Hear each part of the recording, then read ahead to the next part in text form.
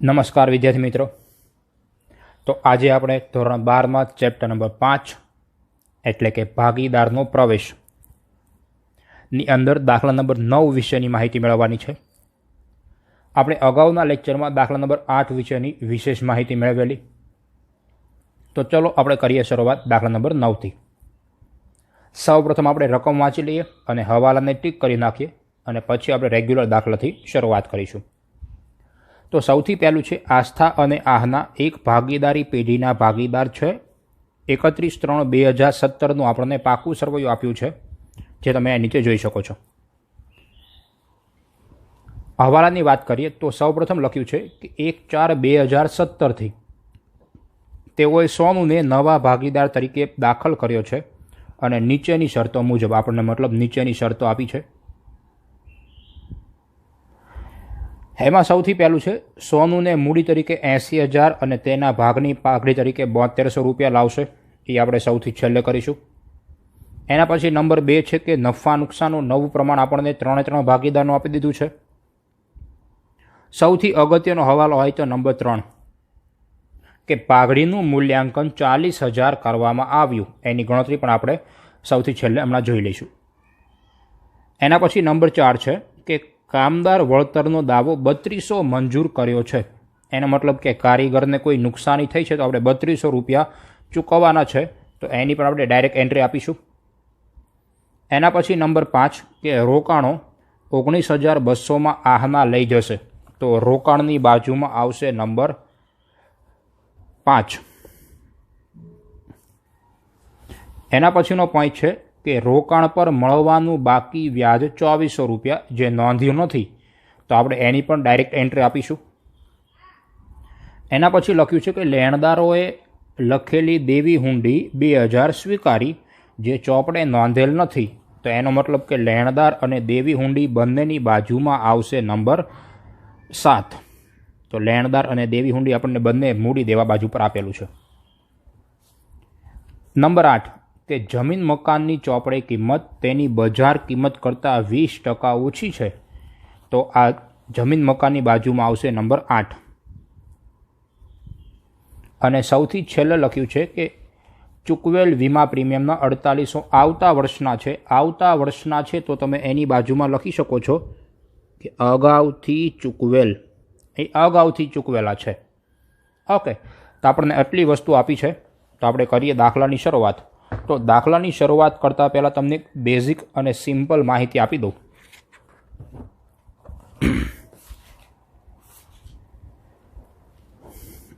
તમારે આ વસ્તુ તમારી બુકમાં નોટ ડાઉન કરી લેજો, જેથી તમને અગાઉના દાખલા કે હવે જે દાખલા આપણે ગણીશું એમાં તમને સરળતા રહે। તો સૌથી પહેલું છે કે જો કોઈ કારીગરને નુકસાન થાય અને દાવો મંજૂર કરે કારીગર, તો આપણે એના પૈસા કારીગર અકસ્માત વળતર ભંડોળમાંથી વાપરવાના। હવે કેમ? તો તમને લોકોને ખબર હશે કે તમારા ફાધર કે મધર ફેમિલી સેવિંગ કરતી હોય। સેવિંગ શેના માટે થાય? તો કે કદાચ ભવિષ્યમાં કોઈ નુકસાની થશે તો આપણે બચતનો ઉપયોગ કરીશું। તો અહીંયા પણ એવું છે કે કારીગરને જો નુકસાન થશે તો એના માટે આપણી પાસે કારીગર અકસ્માત ભંડોળ છે, તો જે નુકસાન થશે એ આપણે આ અનામતમાંથી વાપરીશું। એના પછી રોકાણમાં પણ સેમ, કે રોકાણ વેચવાથી કે કોઈ લઈ જશે તો જો નુકસાન થશે કે ઘટાડો લાગે તો એ જે નુકસાન છે એની રકમ મારે ક્યાંથી કાઢી લેવાની? તો કે રોકાણ વધઘટ ભંડોળમાંથી પૈસા એ વાપરી લેવાના। ઓકે, તો આ વસ્તુને તમારે ખાસ ધ્યાન રાખવાનું કે દાખલામાં તમને આ બંને વસ્તુ આપી છે કે નથી આપી। એની પછીનો હવે અગત્યનો પોઈન્ટ છે આ 2। જો કોઈ ભાગીદાર મિલકત લઈ જાય તો ભાગીદારની શું થશે? મૂડી ઘટશે, કારણ કે આપણે જેટલા રૂપિયા ચૂકવવાના હોય એમાંથી અમુક રૂપિયા ઓછા ચૂકવીશું, તો ભાગીદારની મૂડી ઘટે તો એની અસર ક્યાં આપવાની? તમારે મૂડી ખાતામાં ઉધાર। આ વસ્તુને યાદ રાખજો કે જો કોઈ ભાગીદાર મિલકત લઈ જાય તો ભાગીદારની મૂડી ઘટે તો શું થાય? ભાગીદારની મૂડી ઘટે તો એન્ટ્રી પાડવાની મૂડી ખાતામાં ઉધાર। અને જો કોઈ ભાગીદાર દેવું કે ખર્ચો લઈ જાય, કે દેવું કે ખર્ચો ચૂકવે, પેઢીનું દેવું છે, ભાગીદાર ચૂકવે તો શું કરવાનું? તો પેઢી ભાગીદારને પૈસા આપે તો ભાગીદારની શું થશે? મૂડી વધે। જો ભાગીદાર દેવું કે ખર્ચો લઈ જાય તો ભાગીદારની મૂડી વધે તો એની આપણે અસર ક્યાં આપવાની? મૂડી ખાતામાં જમા બાજુ પર આપવાની. તો આટલા પોઈન્ટને તમારે ખાસ ધ્યાનમાં રાખવાનું. હવે કરીએ આપણે દાખલાની શરૂઆત. તો ખાતા અહીંયા બન્યા છે પુનઃમૂલ્યાંકન ખાતું, ભાગીદારના મૂડી ખાતા, રોકડ ખાતું અને પ્રવેશ બાદનું પાકું સરવૈયું. આટલા ખાતા બનશે. ઓકે, આપણે સ્ટેપ બાય સ્ટેપ દાખલો શરૂ કરીએ. તો તમે જોઈ શકો છો કે તમને કોઈ જૂના પ્રમાણની માહિતી નથી આપી. તો આપણે ડાયરેક્ટ સીધું જ જૂનું પ્રમાણ લખી દેવાનું, સરખાઈ છે. તમને સ્ટેપ યાદ હશે, મેં અગાઉના લેક્ચરમાં તમને કીધા છે. સૌથી પહેલું સ્ટેપ જૂનું પ્રમાણ લખવાનું છે.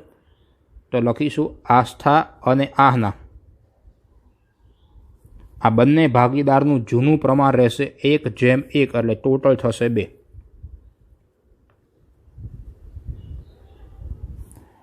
એના પછી આપણે આગળ વધીએ તો સ્ટેપ નંબર 2. સ્ટેપ નંબર 2 છે તમારે બાકી આગળ લાવવાની મૂડી ખાતાની અને રોકડ ખાતાની. તો આપણે મૂડી ખાતાની બાકી આવશે મૂડી ખાતામાં જમા બાજુ પર. આપણે લખીશું મૂડી ખાતામાં જમા બાજુ પર બાકી આગળ લાવ્યા. આસ્થાની આપણને મૂડી મળે છે, ટોટલ આપણને આપી છે 7,76,000 અને આહનાની મૂડી છે 48,000. હવે રોકડ ખાતાની આપણે બાકી ખેંચીએ તો રોકડ ખાતાની બાકી લખાશે રોકડ ખાતામાં ઉધાર બાજુ પર. લખીશું બાકી આગળ લાવ્યા. આપણને મિલકત લેણા બાજુ પર રોકડ ખાતાની બાકી આપી છે 16,000 રૂપિયા. આપણું આ બીજું સ્ટેપ પૂરું. ત્રીજું સ્ટેપ શું કરવાનું? તો કે ત્રીજું સ્ટેપ, તમને જો મિલકત લેણા બાજુ પર પાઘડી આપી હોય તો તે જૂના ભાગીદારની વચ્ચે જૂના પ્રમાણમાં વહેંચી નાખવાની. તો તમને પાઘડી આપી છે. કેટલી આપી છે? 8,400. હવે મિલકત લેણા મતલબ કે ઉધાર કહેવાય. તો આપણે પણ ઉધાર બાજુ પર લખવાનું. કાંઈમાં? તો કે મૂડી ખાતાની અંદર. તો મૂડી ખાતામાં ઉધાર બાજુ પર લખાશે પાઘડી ખાતે. ઉપર હું પ્રમાણ લખી દઉં છું 1:1. તો જૂના ભાગીદારને 1:1 પાઘડી વેચીએ તો કિંમત આવશે 4,200 અને 4,200. કારણ કે ભાગીદારને નુકસાન થાય તો નુકસાન ઉધાર લખાય. પછી ત્રીજું સ્ટેપ પાઘડીનું પત્યું. પછી ચોથું સ્ટેપ. તો ચોથું સ્ટેપ આપણે ત્યાગ અને નવું પ્રમાણ મેળવી લેવાનું. તો તમને અહીંયા નવું પ્રમાણ તો આપી દીધું છે, તો આપણે ત્યાગ તો તરત મળી જશે. તો નવું પ્રમાણ છે 3 ભાગીદારનું આસ્થા, આહના અને સોનું. નવું પ્રમાણ જે આપણને હવાલા નંબર 2માં આપ્યું છે. પ્રમાણ રહેશે 4:3:3 એટલે ટોટલ થશે 10.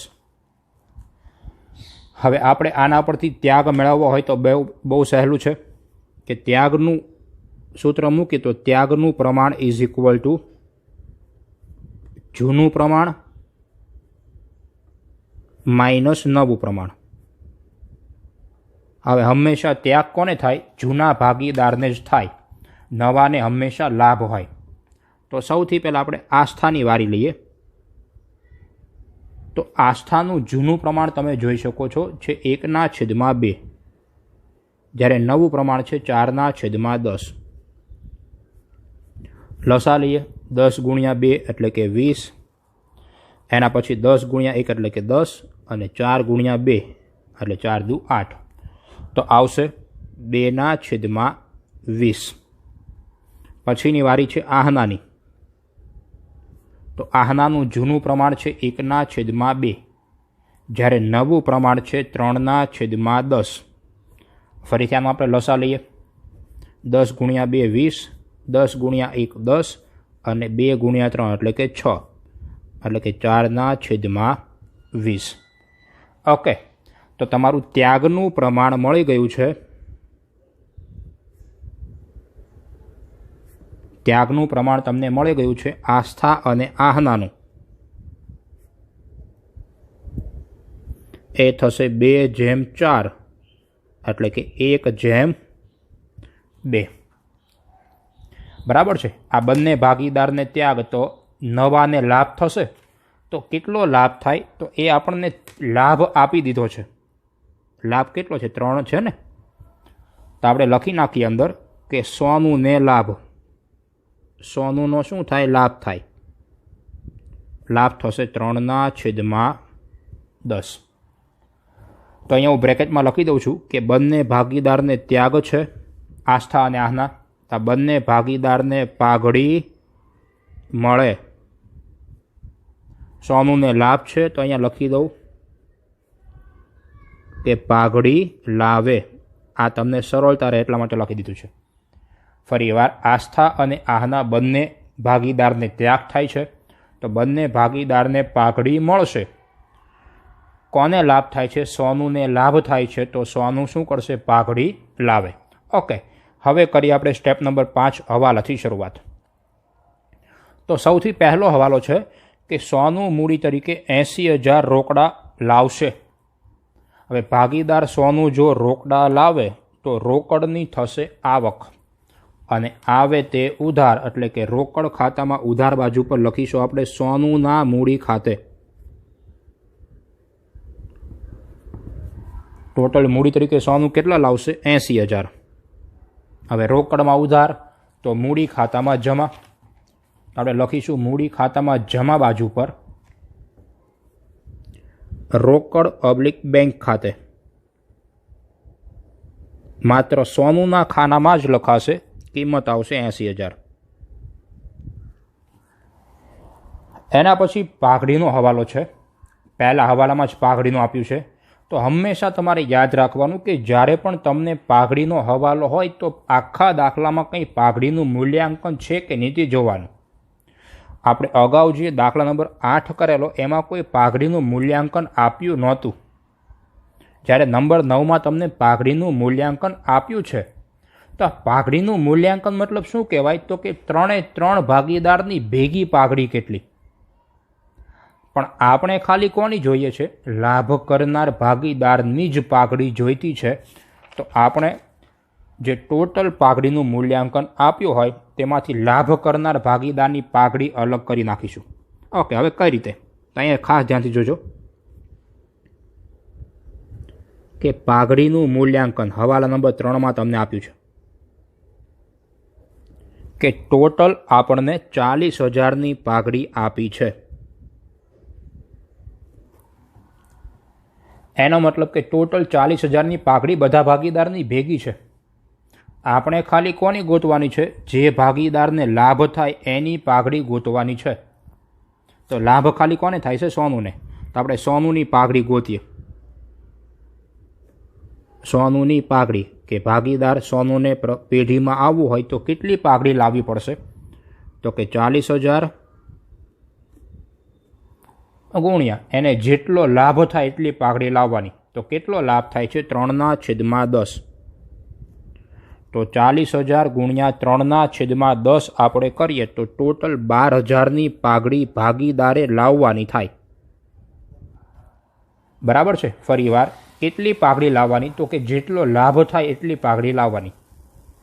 તો લાભ કેટલો છે ભાગીદારને? 3/10નો. એનું જે નવું પ્રમાણ હોય ને એ એનો લાભ હોય.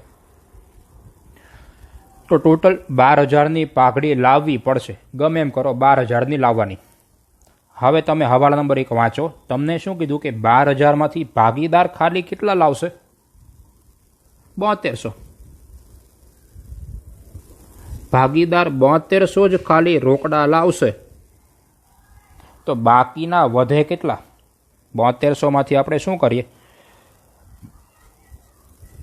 12,000માંથી 7200 અલગ કરી તો બાકી બચે કેટલા? 4800 બચે. એ રોકડા લાવતો નથી તો આપણે શું કરીશું? મૂડી કાપી લઈશું. બરાબર છે? એટલે કે 12,000માંથી 7200 ભાગીદાર રોકડા લાવશે તો બાકીના 4800 રોકડા નથી લાવતો તો આપણે એ ભાગીદારની મૂડી કાઢી લેવાની. અને ભાગીદાર જે પાઘડી લાવે છે એ આપણે કોને આપી દેવાની? ત્યાગ કરનાર ભાગીદારને આપી દેવાની ત્યાગના પ્રમાણની અંદર. તો આપણે 7200ને 1/2માં વેચીએ. તો 7200ને આપણે 1/2માં વેચીએ તો આવશે 2400 અને 4800. જ્યારે અહીંયા પણ આપણે 4800ને વેચીએ 1/2માં તો આપણી કિંમત આવશે 1600 અને 3200. બરાબર છે। એનો મતલબ કે આસ્થા અને આહના જે બંને ભાગીદાર છે એ બંને ભાગીદારને શું થશે? પાઘડી મળે। અને મળે મતલબ આપણે એન્ટ્રી કઈ બાજુ પર પાડવાની? મૂડી ખાતામાં જમા। અહીંયા પણ સેમ, આસ્થા અને આહના બંને ભાગીદારને શું થાય? પાઘડી મળે। ઓકે, હવે આપણે એક એકની અસર આપીએ। સૌથી પહેલાં 2400ની અસર આપીએ, સોરી 7200ની, કે સોનું 7200 રોકડા લાવશે।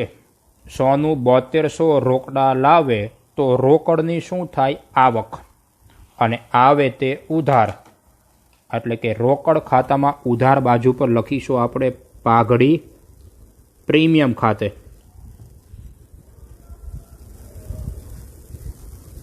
કિંમત આવશે 7200। અને જે 7200 લાવશે એ મળશે કોને? આસ્થા અને આહનાને મળશે, મતલબ બંને ભાગીદારને ફાયદો। તો ફાયદો લખાશે મૂડી ખાતામાં જમા બાજુ પર। આપણે લખીએ પાઘડી પ્રીમિયમ।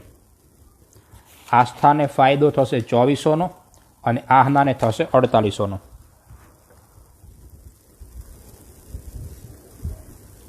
₹2400 અને 4800નો।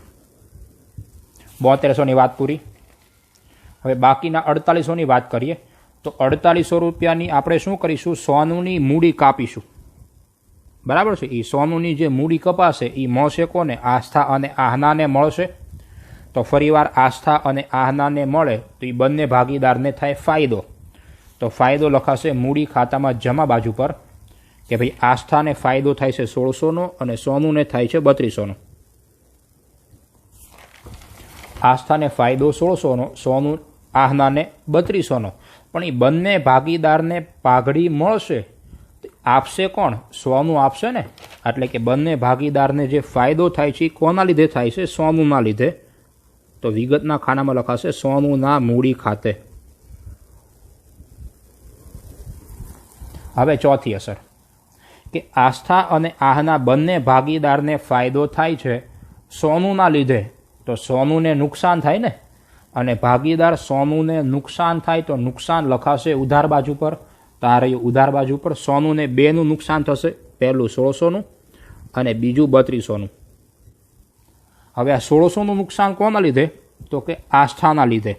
અહીંયા લખાશે આસ્થાના મૂડી ખાતે। અને 3200નું નુકસાન કોના લીધે? આહનાના લીધે। તો વિગતના ખાનામાં લખાશે આહનાના મૂડી ખાતે।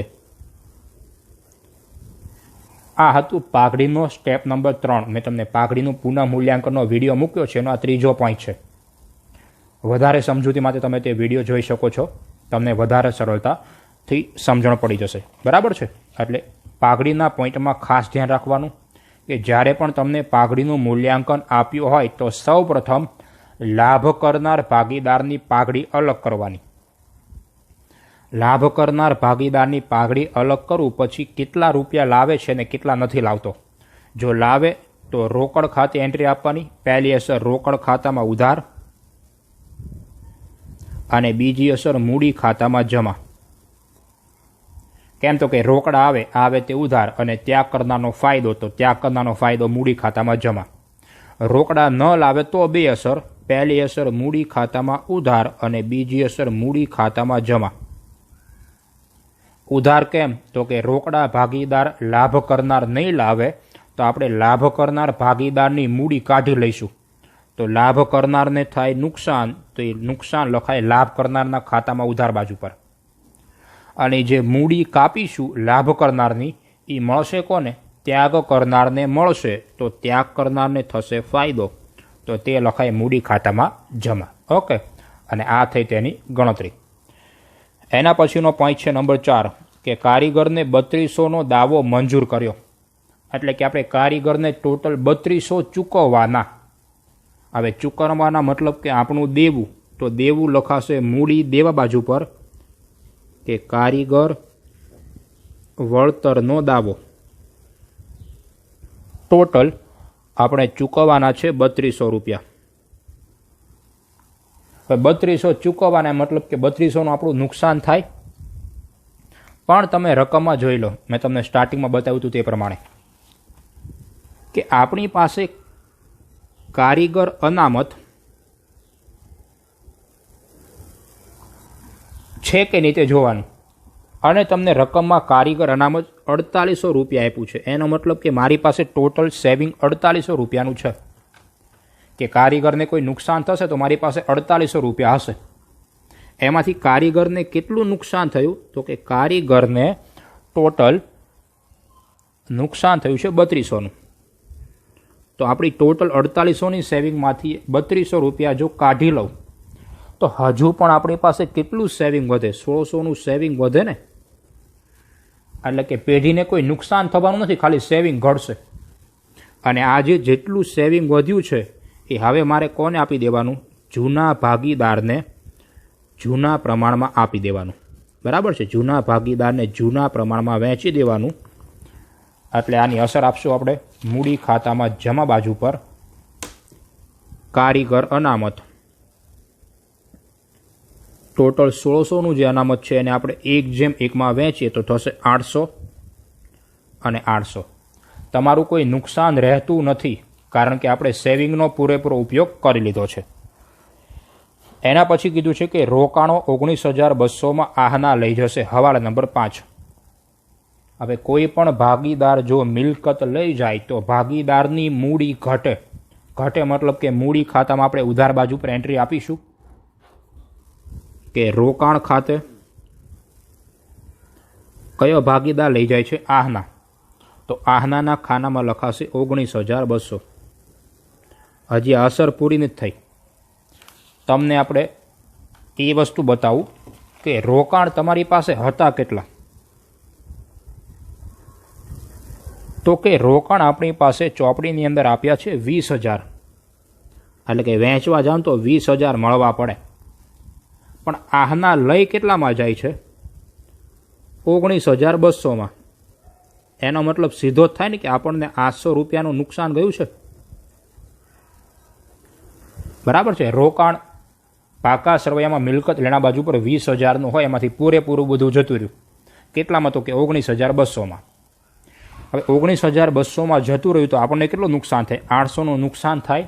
તો નુકસાન ક્યાં લખાય? પુનઃ મૂલ્યાંકન ઉધાર લખાય. પરંતુ ઊભું રહી જવાનું, જોવાનું કે ભાઈ આપણી પાસે કોઈ સેવિંગ છે. તો હા, તમને રકમમાં સેવિંગ આપ્યું છે. કેટલા હજારનું? તો કે 1600નું. તો આપણી પાસે રોકાણનું એક સેવિંગ છે 1600નું. એમાંથી આપણે 800નું નુકસાન માઇનસ કરીએ. એટલે કે નુકસાન 800 રૂપિયાનું વાપરી લઈએ તો હજુ પણ મારી પાસે કેટલું સેવિંગ છે? 800 રૂપિયાનું સેવિંગ બચે. તો એ મારે આપી દેવાનું જૂના ભાગીદારને જૂના પ્રમાણની અંદર. ઓકે. તો આની અસર આપણે પડીશું મૂડી ખાતામાં જમા બાજુ પર. કારણ કે ભાગીદારને અનામત મળે તો ભાગીદારનો ફાયદો. રોકાણ અનામત 800 ને આપણે 1/1માં વહેંચીશું તો કિંમત થશે 400 અને 400. એના પછીનો હવાલા નંબર 6 કે મળવાનું બાકી વ્યાજ. હવે મળવાનું બાકી મતલબ કે આપણું લેણું. તો લેણું લખાશે મિલકત લેણા બાજુ પર. લખીશું રોકાણ પર બાકી વ્યાજ. ટોટલ બાકી છે 2400 રૂપિયા. અને બીજો પોઈન્ટ કે મળશે મતલબ આપણી થશે આવક. તો આવક લખાશે પુનઃ મૂલ્યાંકન ખાતામાં જમા બાજુ પર. મળવાનું બાકી વ્યાજ કિંમત આવશે 2400 રૂપિયા.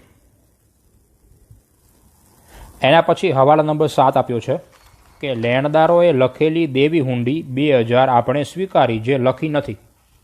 એનો મતલબ કે લેણદારને આપણે રૂપિયા ચૂકવવાના છે. એના વતી આપણે શું કર્યું? દેવી હુંડી સ્વીકારી લીધી. તો એની નોંધ થવી પડે. તો એની નોંધ શું થાય? તો કે લેણદાર માઇનસ થવા પડે અને દેવી હુંડી પ્લસ થવી પડે. પરંતુ એ ભૂલાઈ ગયું તો આપણે લખી નાખીએ. તો સૌપ્રથમ આપણને લેણદાર આપ્યા છે મૂડી દેવા. તો આપણે પણ લખીએ લેણદાર મૂડી દેવા બાજુ પર. ટોટલ આપેલા 12000. એમાંથી આપણે શું કર્યું? 2000ની હુંડી આપી દીધી.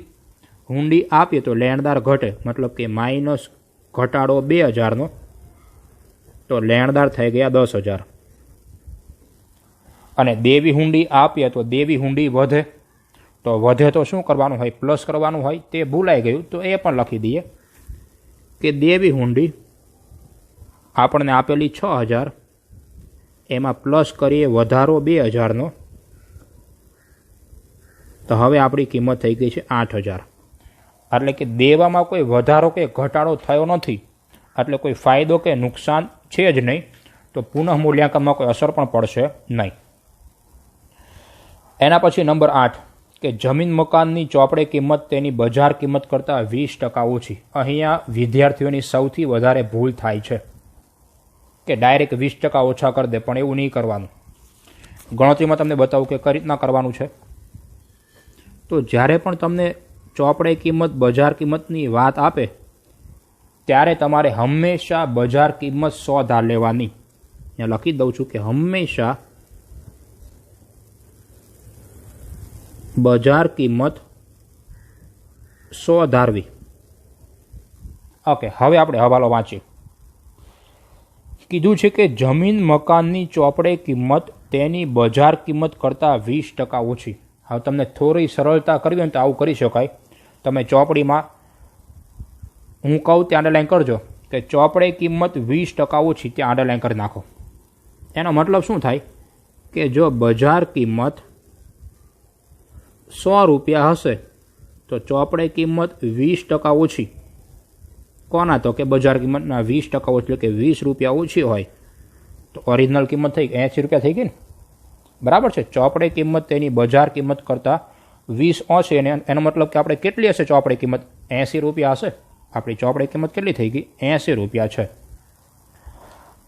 આપણે હંમેશા બજાર કિંમત બુકમાં લખવાની થાય, તો કિંમત કેટલી તે આપણે ગોતીએ. તો કઈ રીતે ગોતવાની? તો કે ચોપડે કિંમત 80 છે, ચોપડે કિંમત કેટલી? 20% ઓછી, એનો મતલબ કે 80 થઈ ગઈ ને. તો 80 પર આપણને રકમની અંદર કિંમત આપી છે 40,000. તો 80 પર જો કિંમત 40,000 હોય તો 100 પર, એટલે કે બજાર કિંમત 100 છે, તો 100 પર કિંમત કેટલી થાય? તો કે 40,000 ગુણ્યા 100 ના છેદમાં 80, એનો મતલબ કિંમત થશે 50,000. એટલે કે આપણા જમીન મકાનની કિંમત 50,000 રૂપિયાની છે. આપેલી કેટલી છે? 40,000. ઓકે, તો આપણે જમીન મકાન મિલકત લેણા લખીશું. જમીન મકાન ટોટલ 40,000ના આપેલા અને 50,000ના થયા, એનો મતલબ કે 10,000નો વધારો. તે વધારો લખાશે પુનઃ મૂલ્યાંકન ખાતામાં જમા બાજુ પર. કેમ? તો કે ફાયદો છે. તો લખીશું પુનઃ મૂલ્યાંકન ખાતામાં જમા બાજુ પર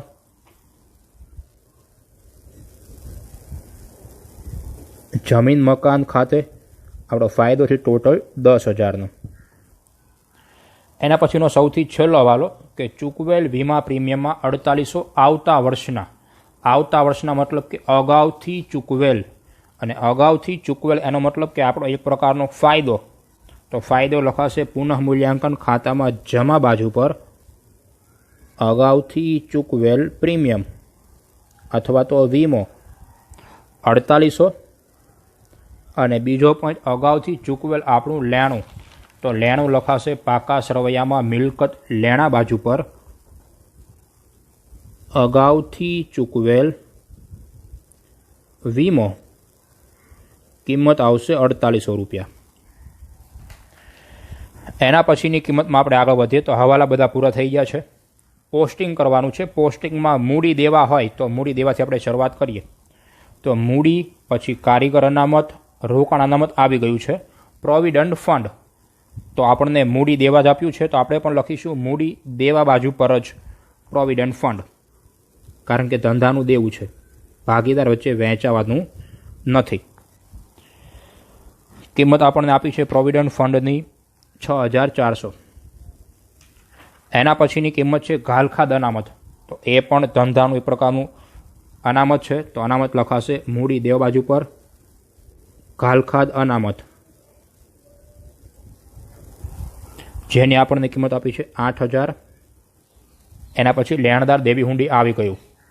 સામેની બાજુ પર આપણે જઈએ તો પાઘડીની કિંમત આવી ગઈ છે, જમીન મકાન આવી ગયું, યંત્ર આવી ગયું, યંત્ર બાકી છે. તો યંત્ર લખીશું આપણે મિલકત લેણા બાજુ પર યંત્ર, જેની કિંમત છે 32,000. રોકાણની કિંમત આવી ગઈ છે. દેવાદાર, તો દેવાદાર લખાશે મિલકત લેણા બાજુ પર જ, કારણ કે આપણે મિલકત લેણા આપ્યા છે. દેવાદાર 25,200. એના પછીનો પોઈન્ટ છે સ્ટોક, તો સ્ટોક લખાશે મિલકત લેણા બાજુ પર જ, જેની કિંમત છે 14,400.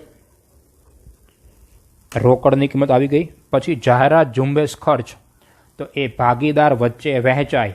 મિલકત લેણા મતલબ કે ઉધાર કહેવાય. તો આપણે પણ મૂડી ખાતામાં જઈશું, ઉધાર બાજુ પર લખીશું જાહેરાત ઝુંબેશ ખર્ચ. હવે એ હંમેશા જૂના ભાગીદાર વચ્ચે જૂના પ્રમાણમાં વહેંચવાનું. તો એ 3200 આપણે વહેંચીએ તો કિંમત થશે 1600 અને 1600. અને સૌથી છેલ્લે નફા નુકસાન ખાતું, તો એ પણ ભાગીદાર વચ્ચે વહેંચાય. તો લખીશું નફા નુકસાન ખાતું મૂડી ખાતામાં ઉધાર બાજુ પર, કારણ કે મિલકત લેણા આપ્યું છે. 4000 છે તો આપણે જૂના ભાગીદારને 1:1 વહેંચીએ તો કિંમત થશે 2000 અને 2000. ઓકે, બધી વસ્તુ પૂરી. હવે આપણે કરીએ શરૂઆત ખાતું બંધ કરવાથી. તો ખાતું બંધ કરવાની અંદર સૌપ્રથમ પુનઃ મૂલ્યાંકન ખાતાનો ટોટલ કરીએ તો પુનઃ મૂલ્યાંકનની અંદર જમા બાજુ પરનો ટોટલ આવે છે 17,200. એ જ ઉધાર બાજુ પર લખીએ આપણે 17,200. ઉપર કંઈ માઇનસ થાય તેવું છે જ નહીં, એટલે આપણે ડાયરેક્ટ લખી દઈશું 17,200. આને કહીશું નફો અને બ્રેકેટમાં લખીશું મૂડી ખાતે લઈ ગયા. જૂના ભાગીદારને વહેંચવાનો થાય, કારણ કે જૂનો નફો છે. આસ્થા અને આહનાને જૂના પ્રમાણની અંદર 1:1. તો કિંમત થશે 8,600 અને 8,600. પુનઃ મૂલ્યાંકન ઉધાર, તો મૂડી ખાતામાં જમા. મૂડી ખાતામાં આપણે જમા બાજુ પર લખીશું પુનઃ મૂલ્યાંકન ખાતે. બ્રેકેટમાં લખી દઈએ શેના, તો કે નફાના. કિંમત આવશે 8,600 અને 8,600. હવે મૂડી ખાતું બંધ કરીએ તો મૂડી ખાતામાં તમને બધાને ખબર છે કે મૂડી ખાતાનો હંમેશા જમા બાજુ પરનો જ સરવાળો મોટો હોય, બરાબર છે. તો આપણે અહીંયા કરીએ મૂડી ખાતામાં સૌથી પહેલાં આસ્થાનો ટોટલ. આસ્થાનો મૂડી ખાતાનો જમાનો ટોટલ આવે છે 89,800. એ જ લખીએ ઉધાર બાજુ પર 89,800. એમાંથી ઉધાર બાજુની કિંમત માઇનસ કરીએ બધી, તો આપણી કિંમત થશે 82,000. પછી આહના, તો આહનાની અંદર જમા બાજુ પરનો ટોટલ આવે છે 66,200. એ જ લખીએ ઉધાર બાજુ પર 66,200 અને ઉપરની બધી વસ્તુ માઇનસ કરીએ તો કિંમત થાય છે 39,200. અને સૌથી છેલ્લે સોનુની વાત કરીએ તો સોનુને જમાનો ટોટલ છે 80,000. એ જ ઉધાર લાવીએ 80,000. એમાંથી ઉપરના બંને માઇનસ કરીએ તો કિંમત થશે 75,200. અહીંયા લખાશે બાકી આગળ લઈ ગયા. અહીંયા ઉધાર. તો હવે આપણે જઈશું જમા. જમા એટલે કે મૂડી દેવા. લખીશું મૂડી દેવા બાજુ પર ભાગીદારોની મૂડી. એમાં આવશે આસ્થા, આહના અને સોનું. આસ્થાની મૂડી છે 82,000. આહનાની મૂડી છે 39,200. અને સૌથી છેલ્લો ભાગીદાર છે સોનું, એની મૂડી છે 75,200. તો ટોટલ થશે 1,96,400. હવે કરીએ આપણે રોકડ ખાતું બંધ. તો રોકડ ખાતાનો ઉધારનો જ સરવાળો મોટો છે 1,03,200. એ જ જમા બાજુ પર લખીએ 1,03,200. ઉપર કંઈ માઇનસ કરવા જેવું તો છે નહીં, એટલે ડાયરેક્ટ લખી દઈશું 1,03,200. બાકી આગળ લઈ ગયા. અહીંયા જમા છે. તો હવે આવશે ઉધાર બાજુ પર. તો ઉધારને તમારું કહેવાશે મિલકત લેણા. તો લખાશે મિલકત લેણા બાજુ પર રોકડ અથવા તો બેંક. કિંમત આવશે 1,03,200. બંને બાજુ પરનો આપણે ટોટલ કરીશું મૂડી દેવા અને મિલકત લેણાનો, તો આપણને તે મળે છે 2,32,000.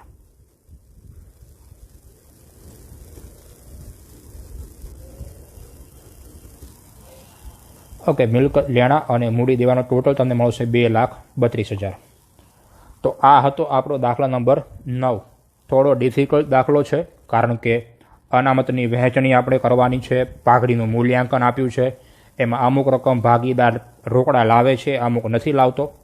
એટલે દાખલાને ખાસ ધ્યાનથી સમજવું.